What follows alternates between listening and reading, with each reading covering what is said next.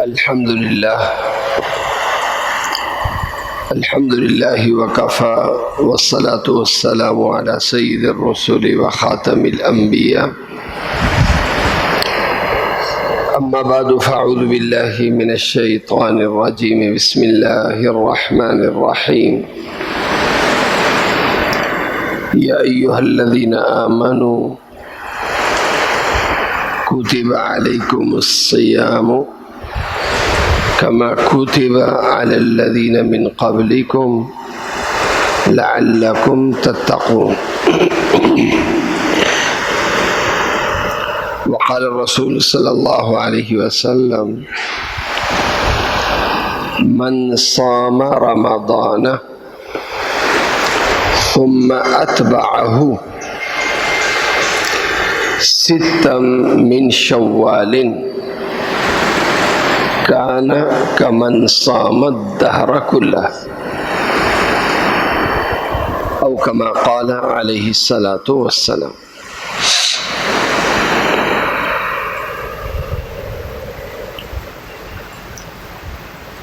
شوال کا مہینہ ہے،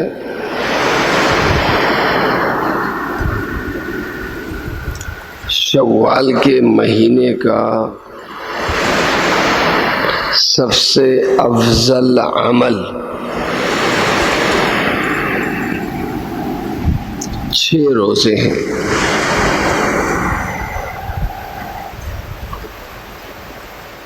شوال کے مہینے کا سب سے افضل عمل 6 روزوں کا رکھنا ہے۔ اللہ کے نبی صلی اللہ علیہ وسلم کا ارشاد ہے کہ جس شخص نے رمضان کے مہینے کے روزے رکھے پھر رمضان کے روزوں کے ساتھ اس نے شوال کے 6 دن کے روزے رکھے، 1 مہینے کے وہ اور 6 دن کے یہ، اسے کیا ثواب ملے گا اس پر؟ کان کمن صام الدہر،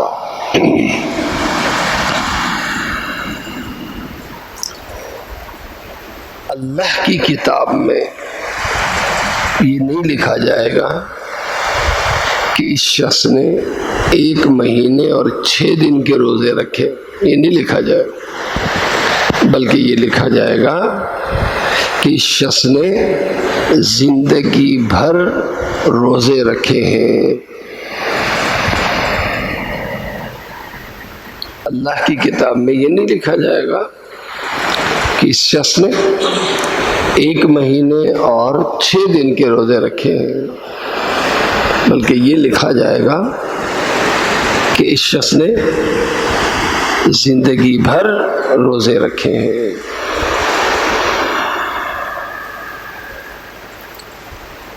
اس کے لیے اللہ کے نبی صلی اللہ علیہ وسلم نے لفظ استعمال فرمایا سیام الدہر۔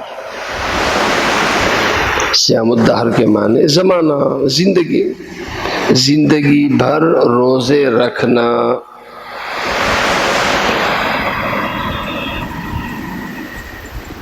اور اس کی تشریح علماء کرام یوں کرتے ہیں کہ بندہ جب کوئی بھی عمل کرتا ہے،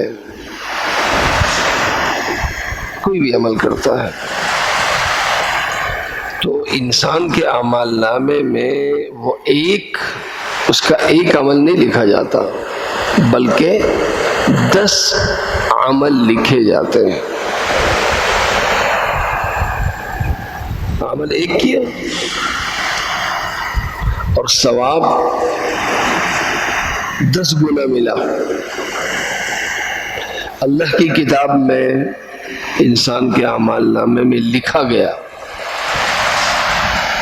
کہ اس شخص نے یہ عمل 1 دفعہ نہیں بلکہ 10 دفعہ کیا، صدقہ کیا اور وہاں لکھا گیا 10 صدقے، نماز پڑھی، وہاں لکھا گیا 10 نمازیں، درود شریف پڑھا، لکھا گیا 10 درود۔ تو اسی طرح ہم رکھتے ہیں ایک روزہ، اور ہمارے اعمال نامے میں وہ ایک روزہ نہیں لکھا جاتا بلکہ 10 روزے لکھے جاتے ہیں۔ تو ایک مہینہ رمضان کے ہم نے روزے رکھے، اللہ کی کتاب میں ہمارے اعمال نامے میں وہ ایک مہینہ نہیں بلکہ 10 مہینوں کے روزے ہمارے لکھے گئے۔ اندراج جو ہوا ہے، اندراج جو ہوگا وہ 10 مہینوں کا ہوگا، اور 10 مہینوں کا اندراج، یہ جو ایک مہینہ فرض ہے اور باقی جو فرض عمل ہے تو 10 دفعہ فرض لکھا جائے گا، اور فرض کا ثواب بہت زیادہ ہوتا ہے۔ تو اندراج جو ہوگا وہ 10 مہینوں کا ہوگا۔ 10 مہینوں کے اس نے فرض روزے رکھے ہیں، یعنی فرض والا ثواب اسے دے دیا گیا۔ اب 2 مہینے بچے، اس کے لیے بڑھائی گئی تعداد 6 روزوں کی، اور 3 کے بنے 30، اور پھر دوسرے 3 کے بنے 30۔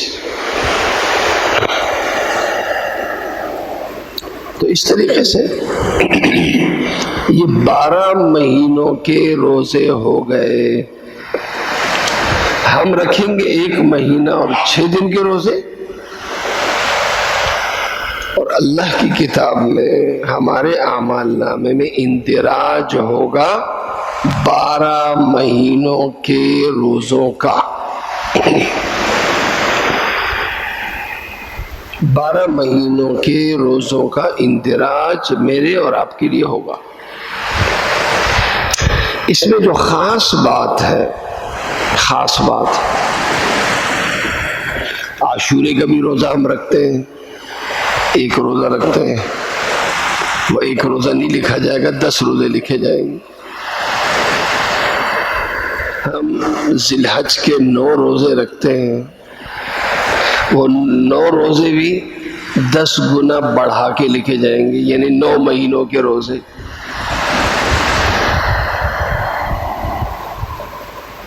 لیکن وہاں عاشورے کا روزہ فرض نہیں ہے، اصل روزہ سنت ہے۔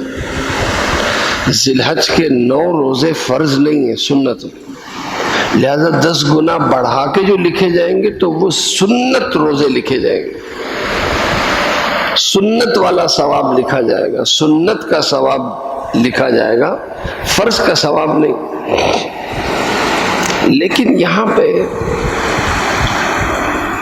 یہ جو 6 روزے ہیں، ان کا ثواب ہمیں سنت کا نہیں بلکہ اس پہ جو ثواب ملتا ہے وہ فرض کا ملے گا۔ اس پہ جو ثواب ملے گا وہ سنت کا نہیں بلکہ فرض کا ملے گا۔ اب کہاں رمضان کا روزہ، کہاں پوری زندگی کا روزہ؟ تو جو ثواب اور جو فضیلت رمضان کے روزوں کو حاصل ہے، اسی جیسی فضیلت،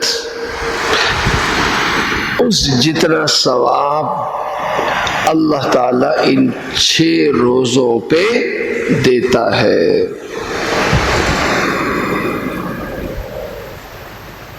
چونکہ اتنا بڑا ثواب، اتنی بڑی فضیلت ہے اس کی، تو سلف سے چلا آ رہا ہے کہ جس طرح عاشورے کے روزے کی ہمیشہ پابندی رہی، ذی الحج کے 9 روزوں کی جس طرح اول سے پابندی رہی، اسی طرح ان 6 روزوں کی بھی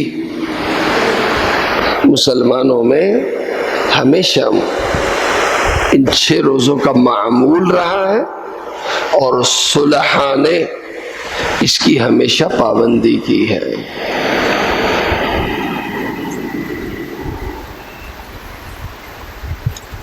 اللہ کے نبی صلی اللہ علیہ وسلم نے اس حدیث میں صرف یہ فرمایا من صام رمضان ثم اتبعہ 6 من شوال، ایک شخص نے رمضان کے مہینے کے روزے رکھے، ثم اتبعہ 6 من شوال، پھر شوال کے 6 دنوں کے روزے اس کے ساتھ ملائے، شوال کے 6 دنوں کے روزے اس کے ساتھ ملائے، اتنا فرمایا۔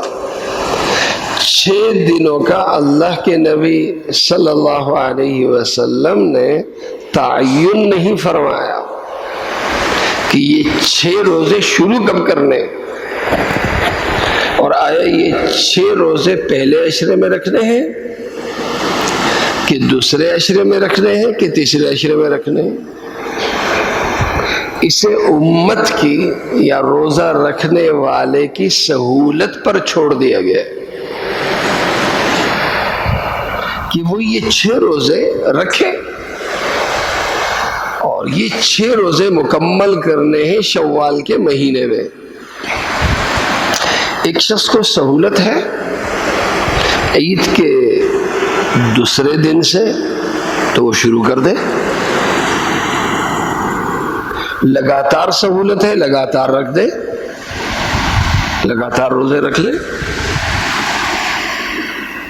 ابھی مصروفیت ہے یا بیماری ہے یا سفر ہے، چاہا کہ سفر سے واپس آ جاؤ تو چلو جی دوسرے عشرے میں رکھ لوں گا،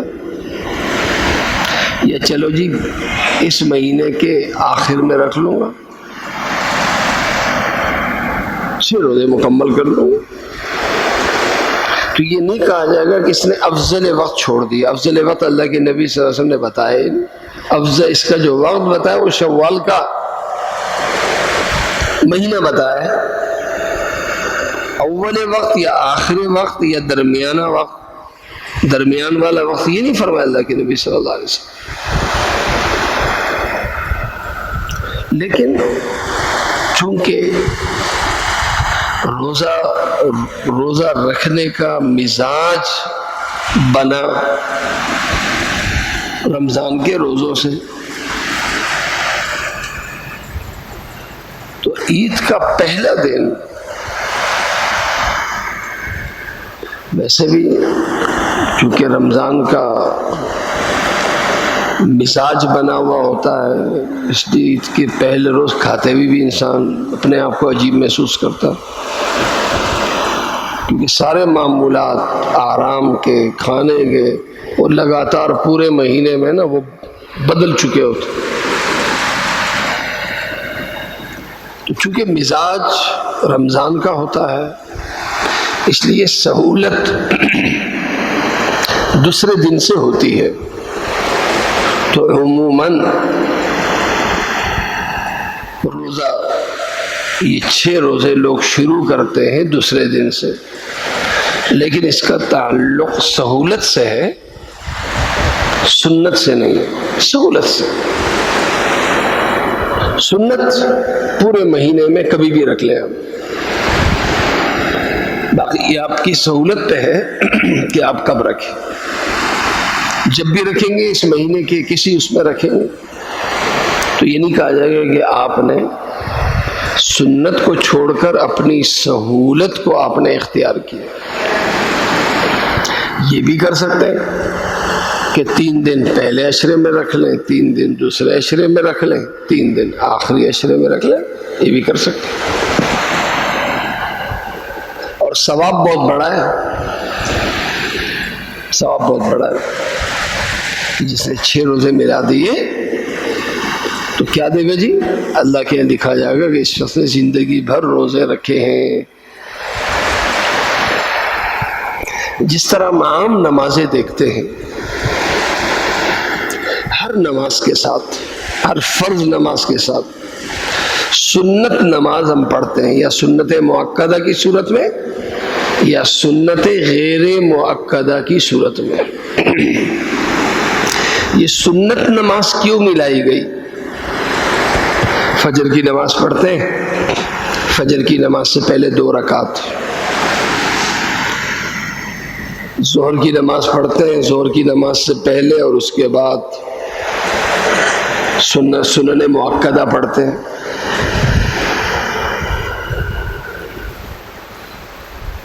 تو سنت نماز اس سے یہ کیوں ملائے گی؟ سنت کو فرض کے ساتھ ملایا کیوں گیا؟ کیوں ہمیں پابند کیا جاتا ہے؟ ایک تو ریہرسل ہوتا ہے، کوئی بھی عمل انسان کرتا ہے نا تو اس سے پہلے اس کی تیاری کرتا ہے۔ ایک بچہ قاری صاحب کو سبق سنانے سے پہلے کسی بچے کو سنا دیتا ہے کہ کہیں غلطی نہ آ جائے، میری غلطی درست ہو جائے۔ سبق سنانے سے پہلے یا پیپر دینے سے پہلے اس کتاب کی ریویژن ہوتی ہے، اس کو ریوائز کیا جاتا ہے، پڑھا جاتا ہے۔ پرچے سے پہلے ایک ریہرسل ہوتا ہے، ایک ٹیسٹ ہوتا ہے، تاکہ بھرپور طریقے سے 100% امتحان کا پرچہ دے سکے۔ تو ہم جو سنت پہلے پڑھتے ہیں تاکہ ریہرسل ہو اور پوری 100% پوری توجہ کے ساتھ، پورے آداب کے ساتھ ہم فرض نماز ادا کر سکیں۔ اس لیے رمضان کے مہینے سے پہلے شعبان کا مہینہ سب سے زیادہ اللہ کے نبی صلی اللہ علیہ وسلم نے جس مہینے کے روزے رکھے ہیں وہ مہینہ شعبان کا تھا، سب سے زیادہ۔ ہاں، امت پر شفقت کرتے ہوئے ہمیں 15 کے بعد روزہ رکھنے سے ہمیں اللہ کے نبی صلی اللہ علیہ وسلم نے منع کیا کہ تم مت رکھو کہ کمزوری نہ ہو جائے، لیکن خود سب سے زیادہ رمضان کے بعد جس مہینے کے اللہ کے نبی صلی اللہ علیہ وسلم نے روزے رکھے وہ شعبان کا مہینہ۔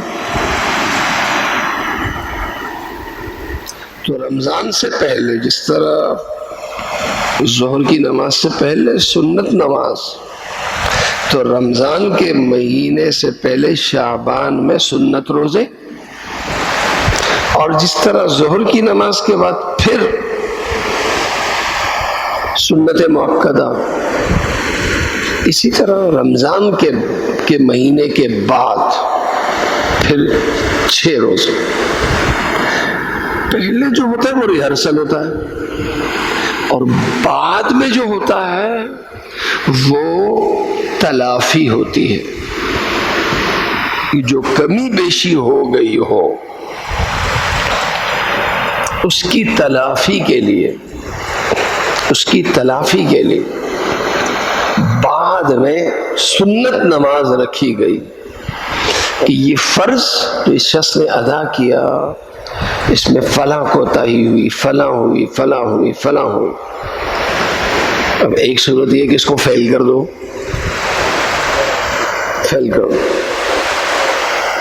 دوسری صورت یہ ہے کہ نہیں، اس کے ساتھ دوسرے نمبر میں ملا دو، وہ والا ٹیسٹ بھی اس نے دیا تھا، وہ بھی دیا تھا، وہ ملا کے اس کے نمبر بڑھ گئے، لہذا یہ پاس ہو گئے۔ تو اسی طرح رمضان کے روزے ہم نے رکھے ہیں، وہ روزے اس قابل نہیں کہ اللہ کے ہاں قبولیت کا درجہ حاصل کر سکے، نمبر کم ہے جی، پابندی کم کی گئی ہے اصولوں کی۔ تو اس کے ساتھ دیکھا گیا کہ شعبان میں بھی روزے رکھے، رمضان کے بعد پھر شوال میں بھی رکھے، چلو جی وہ نمبر ملا دو، وہ نمبر ملائے گئے تو بندہ فیل سے نکل کے پاسنگ مارکس پہ آ گیا، اور پاسنگ مارکس ہے تو اگر وہ پہلے سے موجود ہے تو اس کی وجہ سے اس کا رزلٹ اور اچھا ہوا، اور زیادہ نمبر لے لیے، ممتاز نمبر روزوں میں اس نے اللہ کے ہاں حاصل کر لیے۔ بہرحال خلاصہ ہے کہ شوال کے مہینے کا خاص عمل، افضل عمل یہ 6 روزے ہیں۔ پابندی جس طرح ہمارے سلف نے کی ہم بھی کریں، اور اگر کبھی پابندی نہ کی ہو، کبھی روزے نہ رکھے ہوں، تو زندگی میں ہم ایک دفعہ تو رکھ لیں، جیسے ہو نا، ایک زندگی میں ایک دفعہ اعتکاف تو کر ہی لیں، نبی پاک صلی اللہ علیہ وسلم کی سنت کی پیروی ایک دفعہ تو کر ہی لیں۔ تو اسی طرح یہ 6 روزے ہیں نا، اگر کبھی نہیں رکھے ہیں تو ایک دفعہ تو رکھ لیں، شاید اللہ کے نبی صلی اللہ علیہ وسلم کی اس پیروی کی برکت سے اللہ تعالی ہم سے راضی ہو، اور اللہ تعالی ہماری عبادتوں کو قبول کرے، اور اللہ تعالی ہمیں دین کی خدمت کے لیے بڑے ذریعے کے طور پر استعمال کرے۔ اللہ تعالیٰ مجھے اور آپ سب کو عمل کرنے کی توفیق عطا فرمائے۔ اذان ہوگی، اذان کے بعد سنت